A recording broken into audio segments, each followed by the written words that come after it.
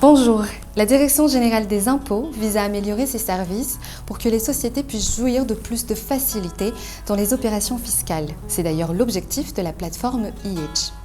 La plateforme IH, i-h.impôt.mg de la DGI vous aide à réaliser toutes vos opérations fiscales en ligne. Oubliez tout déplacement inutile ainsi que des agacements à cause de diverses files d'attente. Avec e-déclaration et IH, les avantages des contribuables sont mis en avant.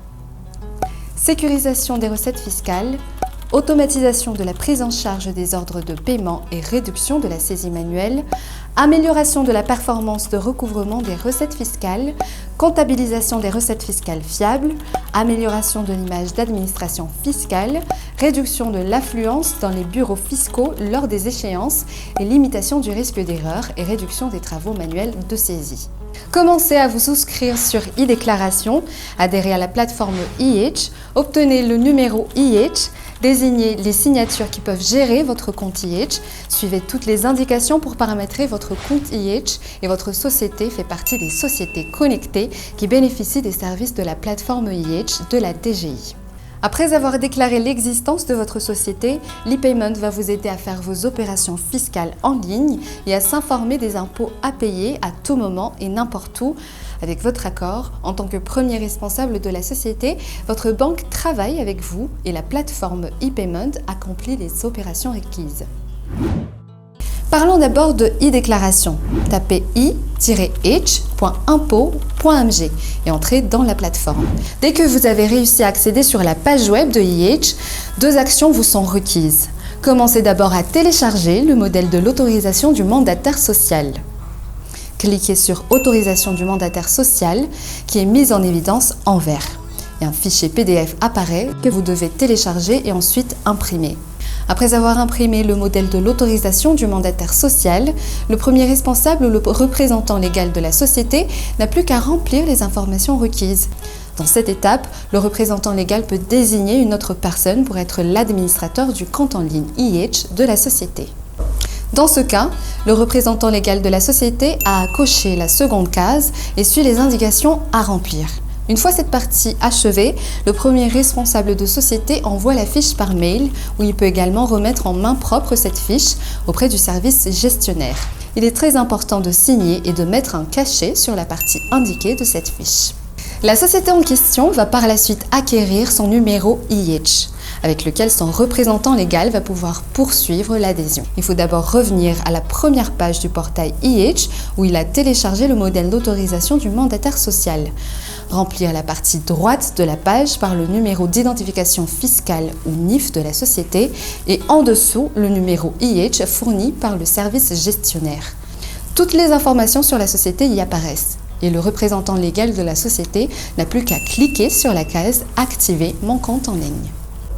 Le premier responsable de la société accède actuellement à l'étape identification de l'adhésion de la société. Il doit remplir cette fiche par les informations demandées. Mais le plus important est de bien vérifier si l'adresse email fournie est bien active et accessible. Cliquez maintenant sur la case Poursuivre. L'on accède à l'étape suivante, les pièces jointes. L'administrateur doit joindre le fichier rempli et signé par le premier responsable de la société, qui est l'autorisation du mandataire social ainsi que sa pièce d'identité. Idéalement, ces fichiers devront être convertis en fichiers PDF afin d'être facilement joints. Et vous cliquez sur la case verte Suivant. Afin de confirmer la transmission de la demande d'adhésion, l'administrateur doit impérativement accepter les conditions d'utilisation du service IH en cochant sur la case en bas de l'écran avant de confirmer la demande d'activation. Cette condition d'utilisation est lisible et est téléchargeable sur la page. Il ne vous reste plus qu'à attendre la validation du service gestionnaire de la DGI. Ainsi, vous pouvez entamer la connexion au compte en ligne IH de votre société. Revenir sur la page d'accueil du portail IH. Cette connexion se fait en deux étapes. Cliquez sur « Connexion », complétez par votre adresse email, le numéro IH et le mot de passe. Consultez votre boîte de messagerie électronique et vous devrez recevoir un code OTP. Un code fourni par le service IH à chaque connexion. Copiez ce code sur la case vide indiquée sur la page d'authentification pour se connecter à votre compte IH et cliquez sur « Confirmer la demande de connexion ». Vous avez réussi à accéder sur la plateforme IH, cliquez maintenant dans l'onglet « Mon compte » et vous avez 5 paramétrages à suivre, mais les 3 premiers sont les plus essentiels dans « Utilisateur »,« Compte bancaire » et « Gestion de signature ». Dans le premier, vous pouvez ajouter un ou plusieurs utilisateurs de compte IH de la société. Cliquez sur « Nouveau » et complétez les indications à remplir. En bas de page, vous aurez la liste des utilisateurs désignés. Passons actuellement au second paramétrage qui est le compte bancaire. Remplissez les informations requises et téléchargez le fichier PDF indiqué en haut de votre écran. C'est l'autorisation permanente de télépaiement pré-remplie par le système que l'administrateur du compte IH va signer et remettre auprès de sa banque. Passons maintenant à la gestion de signature. 2 signatures sont requises dans cette étape. Le premier est celui qui initie le paiement et le second valide l'ordre de paiement. Vous pouvez ajouter d'autres signatures qui peuvent valider le paiement en cliquant sur le paramétrage d'une nouvelle règle de signature multiple. Suivez les consignes y afférentes. Vous pouvez éventuellement consulter vos déclarations fiscales en cliquant sur « e-déclaration ».